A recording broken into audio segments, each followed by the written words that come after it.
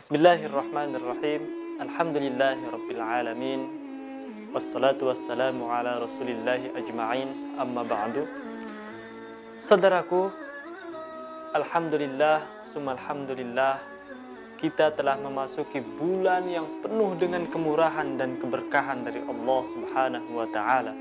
Segala bentuk amal perbuatan baik kita akan diberikan ganjaran hingga ribuan kali lipat dibandingkan dengan yang dikerjakan di bulan lain. Bahkan seorang muslim mengerjakan puasa di bulan Ramadan akan mendapatkan ganjaran yang tiada tara. Itu saking besarnya. Maka menjadi prasyarat yang mesti dipenuhi oleh setiap muslim agar dapat mengerjakan beragam peribadatan dengan baik tentunya adalah adanya suatu ketenangan. Jangan sampai ada muslim yang terganggu dalam bercengkerama dengan Tuhannya lantaran ada kelompok pengganggu yang melakukan tindakan radikal. Menurut saya, tindakan radikal bisa diklasifikasikan menjadi dua. Ada tindakan radikal akbar, besar, dan ada tindakan radikal asgor, kecil. Keduanya harus dipuasai karena jika dilakukan akan menimbulkan kemudaratan di muka bumi ini. Tindakan radikal akbar merupakan perbuatan kekerasan yang dapat menyebabkan kerusakan secara besar-besaran. Misalnya melakukan bom bunuh diri. Sementara tindakan radikal asgor adalah memaksakan kehendak kepada kelompok lain yang berbeda pemahaman dalam urusan agama. Misalnya seorang muslim memaksa terhadap muslim lainnya agar memakai cadar atau memaksa untuk memakai celana di atas mata kaki.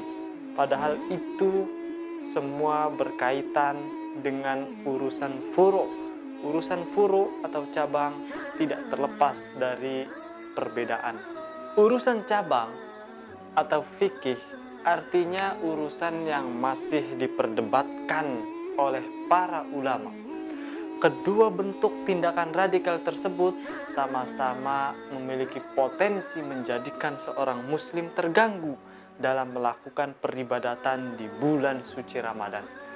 Tindakan radikal akbar jelas-jelas dapat mengganggu bahkan menghalangi seorang muslim beribadah. Sehingga di sini saya tidak begitu banyak menyinggung tindakan radikal akbar yang dapat menghalangi seseorang beribadah di bulan Ramadan. Sungguh, kelompok radikal merupakan kumpulan orang-orang yang berupaya menegakkan kemungkaran. Namun demikian, hal yang mesti diingat bahwa kemungkaran yang mereka yakini tidak mutlak akan kebenarannya. Bisa saja perkara yang mereka yakini sebagai kemungkaran adalah kebaikan menurut kelompok lain, bahkan sejatinya baik. Sementara perkara yang mereka yakini baik bisa jadi mungkar. Begitu seterusnya. Dalam kondisi itulah tidak pantas seorang muslim memaksakan kehendak kepada orang lain untuk bisa mengikuti apa yang diyakininya. Lebih-lebih, cara yang mereka gunakan adalah dengan cara yang tidak etis atau dengan cara yang keras. Bahkan kita katakan itu adalah cara yang sangat radikal. Karena tindakan radikal yang mereka lakukan bukan akan menjadikan orang lain mengikuti apa yang diinginkan oleh pelaku. Justru orang yang mendapat perilaku radikal akan semakin takut kepada pelaku radikal. Jika toh mereka menuruti perintah pelaku radikal, itu bukan karena mereka mengamini perkataan pelaku, melainkan melakukan karena mereka tertekan atau bahkan terpaksa. Kaitannya dengan pelaksanaan ibadah di bulan suci Ramadan, ketika terdapat kelompok yang melakukan tindak radikal, maka kuantitas dan kualitas umat muslim dalam beribadah akan menurun. Jika ini yang terjadi, sungguh sangat disayangkan karena kenyataan ini berarti umat muslim tidak bisa memanfaatkan kesempatan yang diberikan oleh Allah Subhanahu wa taala dengan sebaik-baiknya. Sebagai solusinya, kita mesti mengingat bahwa perbedaan merupakan sunnatullah yang tidak mungkin dapat dihilangkan. Jangankan perbedaan pandangan antara satu kelompok dengan kelompok lain, satu orang saja bisa berbeda pendapat manakala waktu sudah berubah. Sebagai misal, kita sering meyakini sesuatu yang baik di masa lalu, namun sekarang terlihat tidak baik. Seperti pendapat-pendapat yang diungkapkan oleh imam besar, yaitu Imam Syafi'i. Beliau mempunyai fatwa ataupun kita kenal dengan qaul qadim dan qaul jadid. Satu orang berbeda pandangan karena kondisi dan lingkungan yang berbeda.